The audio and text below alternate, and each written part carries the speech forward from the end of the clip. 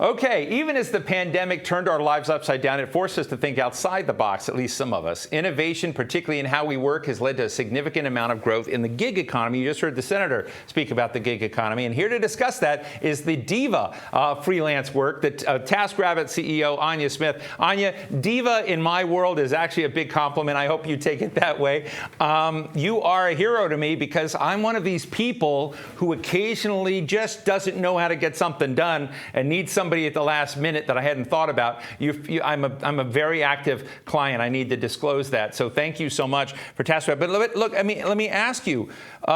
We were just talking about small business. I said, not every small business is 5 or 10 people. If you want to be your own boss, you can be at a very different level. Tell us what's happening. I often sometimes think the framing. I've got the word small business here. I'm not even sure that's the right framing for this. But I'm interested in how you think business has changed and how we need to open our apertures a little bit about thinking about economic activity and who's doing it in this country.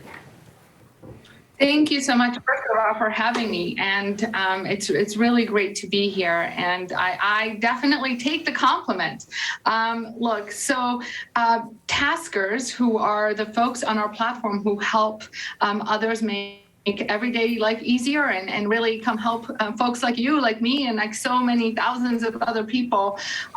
They are, in fact, running their own small businesses. They are working for themselves and have the freedom, the flexibility, the autonomy to set their own rate and to decide how and when they work and how and when they get paid. And it has been an exciting opportunity, particularly during COVID. We have seen the environment change. We have seen the future of work really starting now. And so what that has meant is just a lot more people coming onto our platform to really have the autonomy and the flexibility to and earn a very meaningful income on TaskRabbit. Ania, I didn't know until recently we were going to be talking, so I haven't looked through the notes on this or whatever, and I just know, but I know that 20 years ago when I worked on business issues and I looked at the question, okay, if you're a company and you want to, invest in the pensions of your people, et cetera, it was hard to do that unless, there were lots of things that made it hard for workers to have benefits, even in big companies, and to move them around. There was a very little portability. I think it has gotten a little bit better. But if you are in the gig economy, are there things evolving to help deal with what I would see as the deficit of benefits for them? Are you beginning to see an evolution of accessibility of benefits in positions that are not lifetime style big company jobs? That is such a great question. At TaskRabbit, we truly believe that independent work is really the future of work. And we've seen these numbers change, particularly during COVID, as more and more people are in transition. But here is the real challenge. While this independent work has a lot of benefits like flexibility and autonomy, it also comes with many limitations. And so traditionally, as you talked about, this sort of benefits that were tied to, in an employer-employee relationship don't really exist, and that really became clear during COVID. And so in the US, I think we have fairly outdated labor laws where there is a traditional employer-employee relationship and an independent contractor. But this type of structure really limits what companies like TaskRabbit can do for taskers. So we're working really hard to provide perks, and we do, to a lot of our taskers, discounted health, vision, dental insurance, and so on.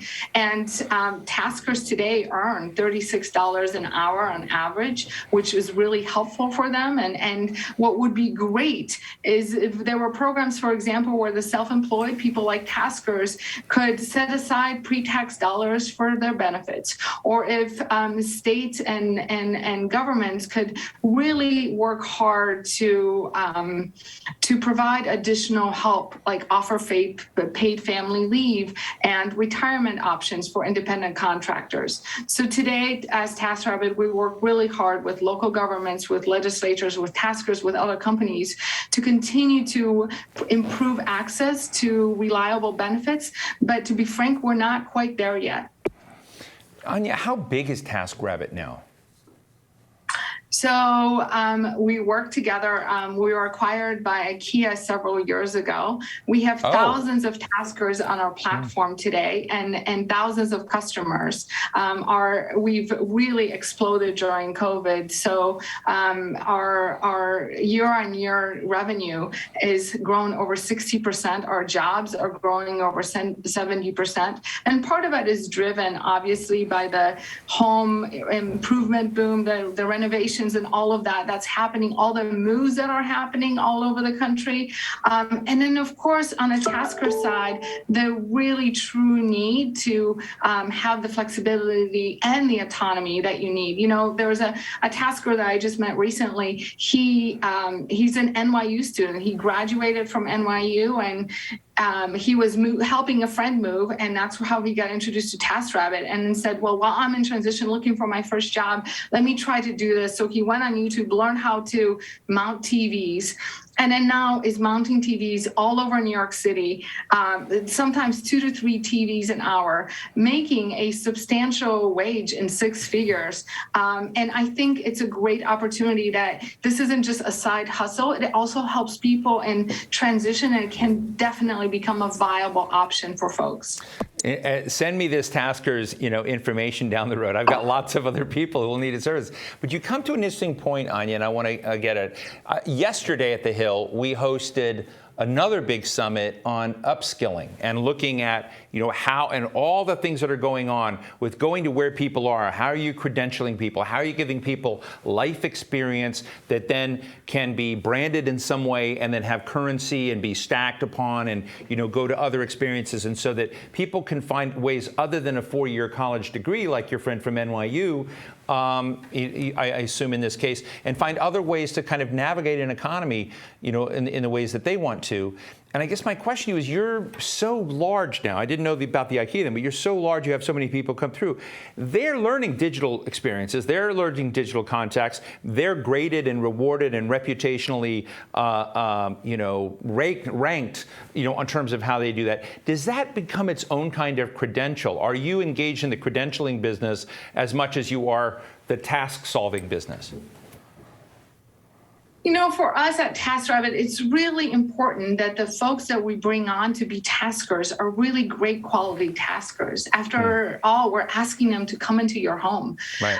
And so we do background checks, and then we make sure and work with them to make sure that they do a good job. We provide guidance and assistance throughout the process so that they can recognize what are the tips and tricks that will help them actually improve their skills. We do, once you do so many jobs, and once you have that great rating, that you've built this trust with your local community of doing a really good job, we have an elite tasker program.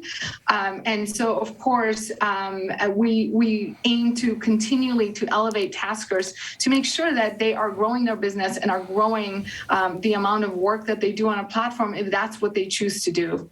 Oh, that's fascinating. Let me ask you just finally, before we're going to go talk to Ian Siegel of ZipRecruiter next, which should be, fun in this space too. But in the gig economy, and when I read, in not too many years, half of our workforce may be represented in the gig economy. What, from your perspective, does your field need most by way of regulation or, policy orientation? What's the missing piece that you would like to see from this town, or maybe even the state and local governments, with regards to gig workers? We need to continue having that conversation. Clearly today, our model of work, it's not working for how the world is changing. And so the legislation, the governments need to do catch-up work to really be able to provide and help all of us to provide the types of benefits that these taskers deserve. Just because they're able to make, we've got taskers who are making, like I said, well over $100,000 a year. They still need some protections, and we are here to work with these governments, to work with local legislatures or local governments, as you mentioned as well, to make sure that they have the protection that they need. In the sort of today, in the way it's structured, it's very hard for companies like TaskRabbit and other gig economy companies to be able to provide that kind of protection to taskers. and gig workers. Folks, Ania Smith, my guest, wrote an article in Forbes, and she wrote, gig work opportunities were historically thought of as side hustles and not viable career prospects, the typical 9-to-5 jobs. This is no longer the case. Instead, the gig economy has become an integral part of daily life for many of us. Thank you for that. I mean, it's a fascinating perspective to talk to you. You're welcome anytime, Ania Smith, CEO of TaskRabbit. Really, really appreciate your insights into this. Thank you so much for having me on. I've really enjoyed our conversation.